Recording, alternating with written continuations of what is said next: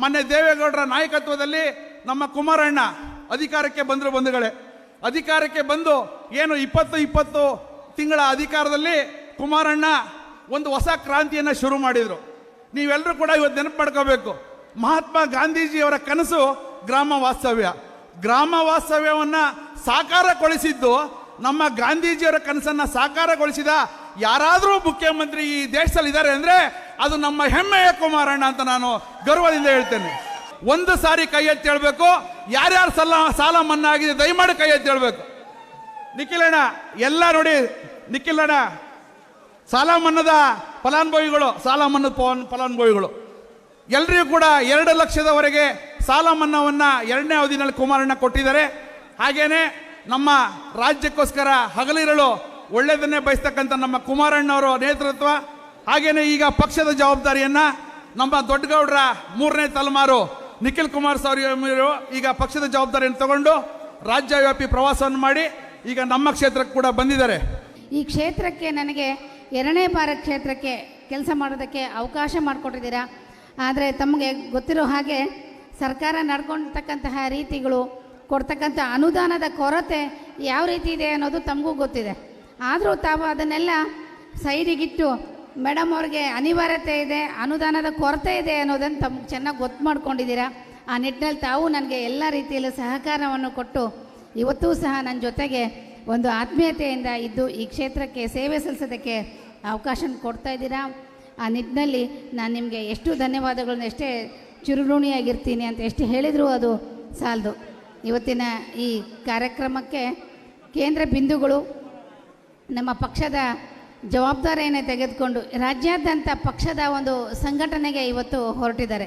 ಅವರು ಎಲ್ಲಿ ಹೋಗ್ತಾರೋ ಎಲ್ಲ ಕಡೆಗೂ ನಿಖಿಲ್ ಕುಮಾರಸ್ವಾಮಿಯವ್ರನ್ನ ನೋಡೋದಕ್ಕೆ ಬಹಳ ಯುವಕರು, ಬಹುಶಃ ಬರೀ ಒಂದು ಮೆಸೇಜ್ ಮೂಲಕ ಇವತ್ತು ಯುವಕರನ್ನ ಯಾರನ್ನೂ ಸಹ, ಮತ್ತು ಇಲ್ಲಿ ಕೂತ್ಕೊಂಡಿರ್ತಕ್ಕಂಥ ಯಾರಿಗೂ ಸಹ ನಾವು ಬಂದ್ರಪ್ಪ ನಮ್ಮ ಕಾರ್ಯಕ್ರಮಕ್ಕೆ ನಿಮ್ಮನ್ನು ದುಡ್ಡು ಕೊಡ್ತೀವಿ, ಕರ್ಕೊಂಡು ಹೋಗ್ತೀವಿ ಅಂಥೇಳಿ ಯಾರಿಗೂ ಹೇಳಿಲ್ಲ.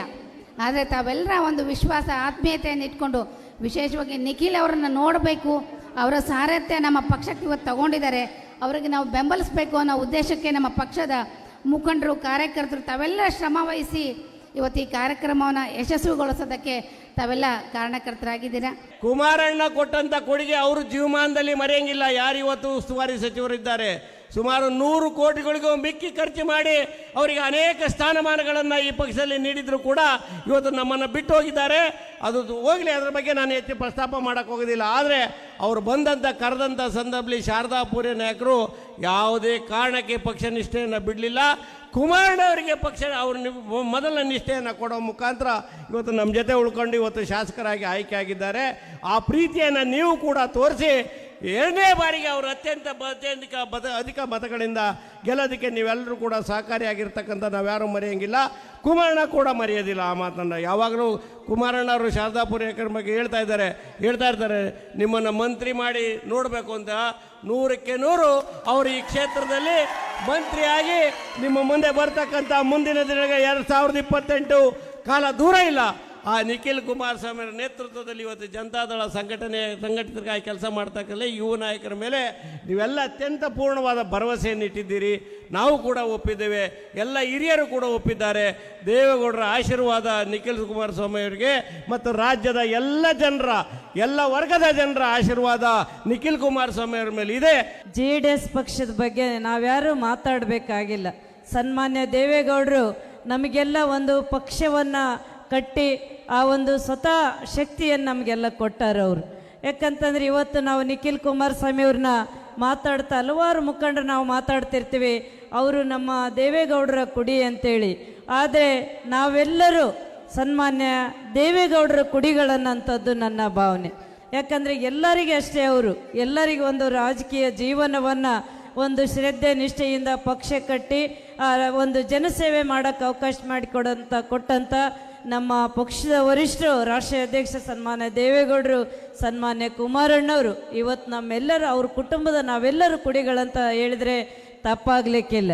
ನಮ್ಮ ನಿಖಿಲ್ ಕುಮಾರಸ್ವಾಮಿ ಅವರು ನಮ್ಮ JDS ಪಕ್ಷದ ಮುಖಂಡತ್ವವನ್ನು ವಹಿಸಿ ಮುಂದಿನ ದಿನಗಳಲ್ಲಿ ಏನು 2028ರಲ್ಲಿ ಚುನಾವಣೆಯಲ್ಲಿ ಅತಿ ಹೆಚ್ಚು JDS MLAಗಳನ್ನ ಜಯಗಳಿಸಬೇಕು, ನಮ್ಮ ಕಾರ್ಯಕರ್ತ ಬಂಧುಗಳಲ್ಲಿ ಒಗ್ಗಟ್ಟನ್ನು ಮೂಡಿಸ್ಬೇಕು. ಎಲ್ಲ ರೀತಿಯಲ್ಲೂ ನಮ್ಮ ಏನು ಸದಸ್ಯತ್ವ ಅಭಿಯಾನ ಇದೆ, ಅತಿ ಹೆಚ್ಚು ಸಂಖ್ಯೆಯಲ್ಲಿ ನಮ್ಮ ಮಹಿಳಾ ಸದಸ್ಯರು ಭಾಗಿಯಾಗಬೇಕು, JDS ಸದಸ್ಯರು ಭಾಗಿಯಾಗಬೇಕು. ಮುಂದಿನ ದಿನಗಳಲ್ಲಿ ಏನು ನಮ್ಮ ದೇವೇಗೌಡ ಅಪ್ಪಾಜಿಯವರ ಕನಸು 33% ಮಹಿಳಾ ಮೀಸಲಾತಿ ಇದೆ.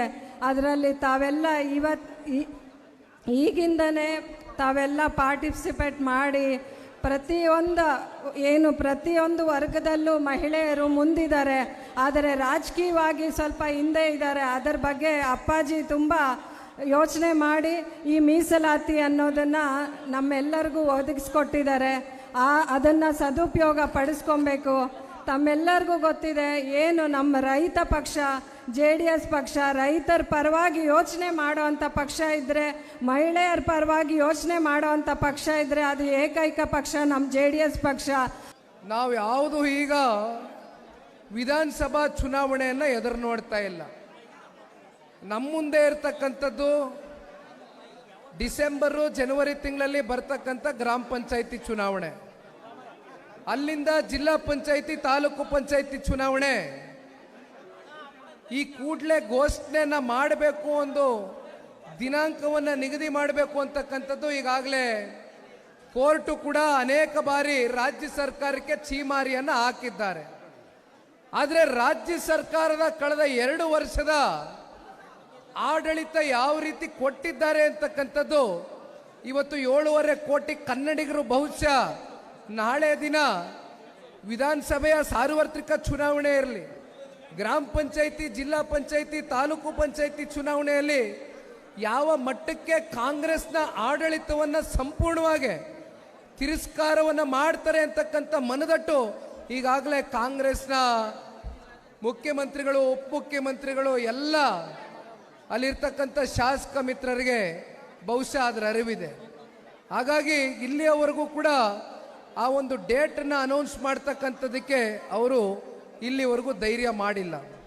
ಆದರೆ ಇವತ್ತು ನಿಖಿಲ್ ಕುಮಾರಸ್ವಾಮಿ ಬಂದಿರತಕ್ಕಂಥದ್ದು ಯಾವುದೋ MLA ಚುನಾವಣೆಯ ದೃಷ್ಟಿಯಿಂದ ಅಲ್ಲ. ನಾನು ಇವತ್ತು ನಿಮ್ಮ ಮುಂದೆ ಬಂದು ಪ್ರವಾಸವನ್ನು ಮಾಡ್ತಾ ಇರ್ತಕ್ಕಂಥದ್ದು ಕಾರ್ಯಕರ್ತರುಗಳ ಚುನಾವಣೆ. ಅಂದರೆ ಗ್ರಾಮ ಪಂಚಾಯಿತಿ ZPTP ಚುನಾವಣೆಗಳಲ್ಲಿ ಇವತ್ತು ಜನತಾದಳ ಪಕ್ಷ ಬುಡದಿಂದ ಈ ಪಕ್ಷವನ್ನು ಒಂದು ಕೇಡರ್ ಬೇಸ್ಡ್ ಪಾರ್ಟಿಯಾಗಿ ಕಟ್ಟಬೇಕು ಅಂತಕ್ಕಂಥದ್ದಾದರೆ ಇವತ್ತು ನೀವೆಲ್ಲರೂ ಗ್ರಾಮ ಪಂಚಾಯಿತಿ ಜಿಲ್ಲಾ ಪಂಚಾಯಿತಿ ತಾಲೂಕು ಪಂಚಾಯಿತಿ ಸದಸ್ಯರುಗಳಾಗಿ ಅಧ್ಯಕ್ಷರುಗಳಾಗಿ ಹೊರಹೊಮ್ಮಿದ್ರೆ ಮಾತ್ರ ಮುಂಬರ್ತಕ್ಕಂಥ ದಿನಗಳಲ್ಲಿ ಪಕ್ಷವನ್ನು ನಾವು ಸುಭದ್ರವಾಗಿ ತಳಮಟ್ಟದಿಂದ ಕಟ್ಟಲಿಕ್ಕೆ ಸಾಧ್ಯ ಅಣ್ಣ.